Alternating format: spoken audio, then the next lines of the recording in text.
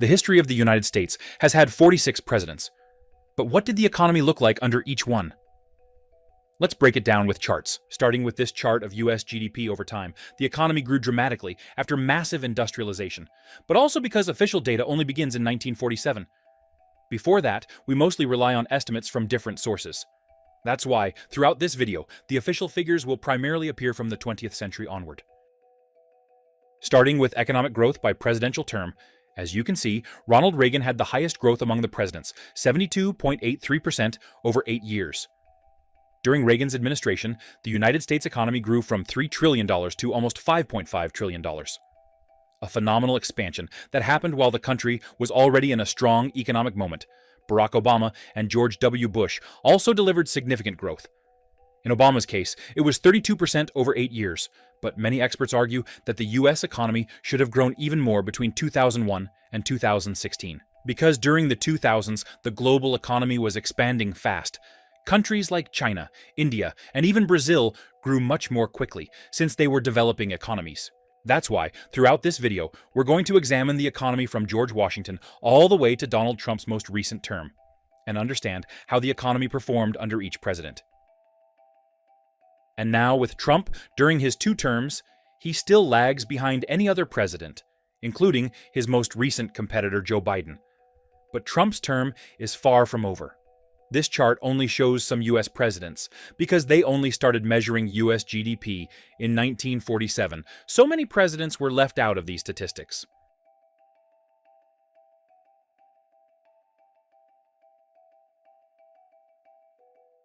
Let's start with the economy of George Washington. When Washington came to power in 1789, the United States was a much smaller nation than it is today, an agricultural country individualized by the War of Independence. There was no national currency nor a unified financial system. To organize the country, Washington relied on Alexander Hamilton, his Secretary of the Treasury, who created the Bank of the United States in Pennsylvania. He unified the debts of the states and implemented the first federal taxes. These measures caused revolts, such as the Whiskey Rebellion, but were renewed internationally by the new government.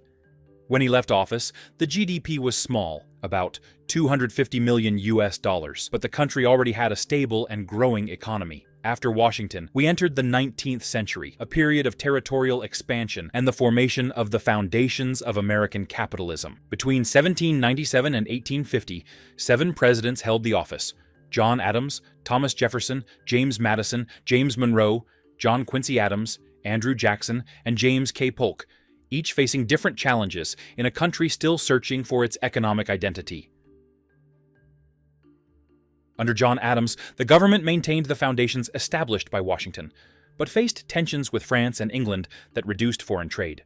Even so, it managed to preserve the fiscal stability and credit of the new country. Under Thomas Jefferson, the United States doubled in size with the Louisiana Purchase, opening up agricultural lands and expanding the domestic market. But the war between the French and the British, which blockaded American shipping, caused a recession in the U.S., showing that the country was still dependent on exports. The government of James Madison was marked by the War of 1812, which brought inflation and paralyzed trade. However, after the conflict, the textile industry began to emerge in the North, initiating American productive diversification. During James Monroe's presidency, the economy experienced a brief period of prosperity known as the Era of Good Feelings, driven by infrastructure projects and agricultural expansion. This euphoria ended with the Panic of 1819, the country's first major financial crisis. The collapse of agricultural prices and debt collection by banks led to mass bankruptcies, unemployment, and a drop in land values. The National Bank restricted credit, exacerbating the recession. Under John Quincy Adams, the focus returned to public works and economic integration between regions. But the biggest impact came with Andrew Jackson, who ended the National Bank and generated strong growth, followed by collapse. In the following years, governments such as those of Martin Van Buren, John Tyler, and James K. Polk led a recovering economy, driven by westward expansion and the California gold rush. By 1850, the United States was already a continental economy, still agricultural, but undergoing rapid industrial transformation. In the mid-19th century, the United States was undergoing a profound transformation. The country was growing in territory and population, but it was divided between the industrial North and the slave-owning South. This economic disparity was the trigger for the Civil War and shaped the American economy for the following decades.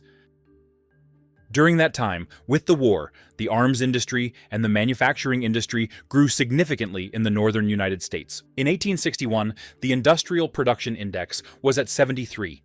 By the end of the war, it reached 93, this in the midst of war, and with the Southern economy devastated. When the war began, the South, which was 100% agrarian, was economically blockaded, and much of American industrial production began to occur only in the North. Franklin Pierce, 1853 to 1857, governed during a time of territorial expansion, with new railroads and increasing immigration, but his policy of conciliation between North and South exacerbated tensions over slavery. Under James Buchanan, 1857 to 1861, the country entered a crisis. The economy suffered from the Panic of 1857, caused by financial speculation and a drop in exports, while political conflict between states became inevitable. The turning point came with Abraham Lincoln, 1861 to 1865. During the Civil War, he implemented decisive economic measures. He created the national banking system, launched the first stable federal currency, greenback, and encouraged transcontinental railroads.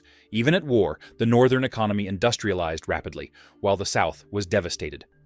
With Andrew Johnson, 1865 to 1869, Reconstruction began. The country attempted to reintegrate the Southern states and deal with the end of slavery. The economy recovered, but growth was uneven and concentrated in northern cities. During the administration of Ulysses S. Grant, 1869 to 1877, the focus was on stabilizing the currency and rebuilding national credit. The country grew with railroad construction and mining, but also faced the Panic of 1873, a severe recession caused by excessive speculation. Rutherford B. Hayes, 1877 to 1881, officially ended Reconstruction and spurred the modernization of the country, supporting railroads and industries. From then on, industrial growth became the engine of the American economy. Under James Garfield, 1881, and Chester Arthur, 1881 to 1885, the government was short-lived, but the state began to regulate tariffs and modernize public services, opening the way for more robust economic reforms. Under Grover Cleveland, 1885 to 1889, the country grew but faced the Panic of 1893, a new financial crisis that exposed the instability of the banking system. He advocated fiscal balance and the gold standard, seeking to restore market confidence. Finally, with William McKinley, 1897 to 1901, the United States entered the 20th century as an industrial power. The country consolidated its currency, expanded foreign trade, and won the Spanish-American War, marking its definitive entry as a global economic player. The beginning of the 20th century marked the definitive rise of the United States as an industrial and commercial power. The country dominated the production of steel, coal, oil, and manufactured goods, and was already beginning to export not only products, but also capital and tech. William McKinley, 1897 to 1901, consolidated the growth of the late 19th century. His administration was marked by the Spanish-American War, which expanded trade and opened new markets for American products. Under him, the country experienced a period of economic optimism, interrupted by his assassination in 1901. His successor, Theodore Roosevelt, 1901 to 1909, ushered in the era of regulated industrial progress. He fought monopolies, created antitrust laws, and invested in public works and infrastructure. It also expanded the American presence abroad, boosting the economy through new trade routes, such as the future construction of the Panama Canal. Under William Howard Taft, 1909 to 1913, Roosevelt's policies continued, but with a greater focus on economic diplomacy. He promoted what he called dollar diplomacy, encouraging American companies to invest in Latin America and Asia, consolidating the U.S. as a financial power. The government of Woodrow Wilson, 1913 to 1921, marked a turning point. He created the Federal Reserve, Fed, in 1913, the American Central Bank, and implemented the federal income tax.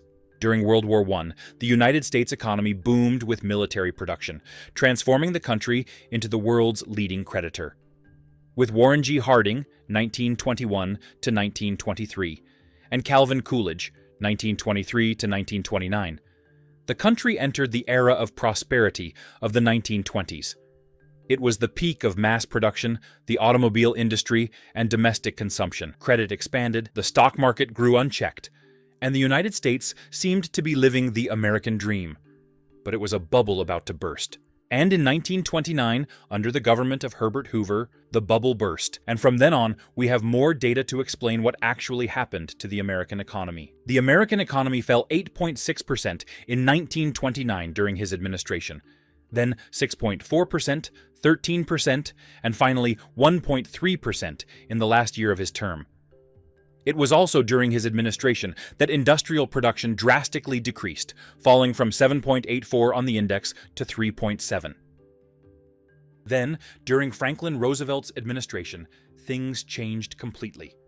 To reverse this crisis, he launched the New Deal, a set of programs that expanded the government's role in the economy with large public works projects, regulation of the financial system, agricultural policies, and new labor rights. In July 1934, the index was low, and this initiated a new cycle of industrialization, and 10 years later, the index reached 16 points. This shows that factories increased their productivity and recovered from the crisis. Franklin D. Roosevelt's New Deal policy revived the U.S. economy, but it was World War II that transformed the nation into a global industrial and financial superpower. With the end of the war, the challenge was no longer the Depression, but the conversion of the war machine to civilian production. When Harry S. Truman took office, the American economy faced a paradox. Industrial production plummeted with the end of military contracts, but pent-up civilian consumption exploded. The start of the Cold War and the Korean War, 1950 to 1953, boosted federal spending and the defense industry again, ensuring a robust labor market. The administration of General Dwight D. Eisenhower is the symbol of post-war economic stability. He combined a conservative fiscal focus with large public investments, such as the interstate highway system, the largest infrastructure project in U.S. history. GDP grew moderately, but Eisenhower's great achievement was fiscal discipline, reducing the public debt inherited from the war. Eisenhower continued the priority of reducing American debt, ensuring that economic growth was robust, but not excessively financed by new debt. Historical data. Gross federal debt. GDP, quarterly percent. The period from 1950 to 1957 shows the reduction of post-war debt under Truman and Eisenhower. The debt, which was over 80% in 1950, plummeted to 54% of the American GDP in a few years, guaranteeing the stability of the economy in that decade. Then came John F. Kennedy, who, just as he took office, found the U.S. in a serious economic crisis. JFK promised to pull the U.S. out of the recession with an economic new front. He implemented tax cuts to stimulate demand and investment, a Keynesian policy that ushered in a long period of growth. Increased defense spending and the space program, NASA, provided a strong government boost to technology and employment. Lyndon B. Johnson continued and expanded Kennedy's policies. His focus on the Great Society, massive social programs, and increased spending on the Vietnam War without a corresponding increase in taxes, pushed the economy to a state of full employment. Johnson's government brought unemployment to one of the lowest levels in history, ensuring that almost everyone who wanted to work had a job. The period from January 1966 to July 1969, showing the peak of full employment. Richard Nixon inherited the problem of rising inflation. To combat it, he took radical measures. He imposed price and wage controls, and in 1971 ended the gold standard, decoupling the dollar from gold reserves. This maneuver marked the end of the Bretton Woods financial system and increased the government's power to influence the economy, but it did not solve inflation, which would return with force after the 1973 oil crisis. Gerald Ford took over after Nixon's resignation and faced the worst of the energy crisis and stagflation, the perverse combination of high inflation and economic stagnation. His Whip Inflation Now, WIN program was widely ridiculed as the economy was out of control, demanding a radical change in monetary policy. Jimmy Carter's administration was dominated by economic despair. Oil shocks, high interest rates, and runaway inflation undermined confidence. Carter's biggest challenge was not growth, but price instability. It was only at the end of his term that the Federal Reserve, led by Paul Volcker, initiated an ultra-restrictive monetary policy, raising interest rates to historic levels, which caused a recession, but finally broke the back of inflation. The loss of control over inflation is the most striking and negative legacy of the period that culminated in Carter, eroding purchasing power and disrupting markets. The period from January 1977 to September 1979 shows the inflationary escalation to almost 12%. Ronald Reagan marked a radical ideological shift. His Reaganomics, based on large tax cuts, deregulation, and increased military spending, led to strong economic expansion after the 1981 to 1982 recession. He achieved the highest percentage growth in GDP in an 8-year term, 72.83%. However, this expansion was financed by a substantial increase in the deficit and public debt. George H.W. Bush took office promising not to raise taxes. However, he inherited Reagan's large deficits and had to break that promise to stabilize the accounts. His term was hampered by a recession in the early 1990s, which, although milder than the previous one, was enough to lead to his electoral defeat. Bill Clinton led the economy during the internet boom. His administration focused on reducing the fiscal deficit and free trade, NAFTA. GDP grew sharply, $32 in 8 years, but his greatest achievement was fiscal stability, something rare in modern American politics. Clinton was the only modern president to use the economic boom to reduce the federal debt as a proportion of GDP, reversing the upward trend that began in the 1980s. The full period of Clinton's presidency, from 1993 to 2001, showing the reversal of the upward trend. George W. Bush began with the bursting of the dot-com bubble and was redefined by the September 11th attacks. His administration launched 2 wars and implemented tax cuts. The economy was kept artificially heated by credit expansion and the housing bubble, culminating in the 2008 global financial crisis, one of the worst economic downturns since the Great Depression. Barack Obama took office at the height of the 2008 crisis. His main focus was to prevent the collapse of the financial system and reverse the fall in GDP. He implemented a large stimulus package, the American Recovery and Reinvestment Act, and oversaw the slow but steady recovery of the economy. His GDP growth was solid, but many felt that the post-crisis recovery was uneven. Donald Trump's term was marked by strong pre-pandemic expansion and the chaos of COVID-19. In addition to record unemployment, the stock market was the index that best reflected business confidence during his term. Fueled by corporate tax cuts and deregulation, the S&P index rose sharply, with the exception of the pandemic-induced sharp drop, reflecting investor optimism. The full period of his tenure, from January 2017 to January 2021. Joe Biden's presidency was defined by the challenge of post-pandemic inflation.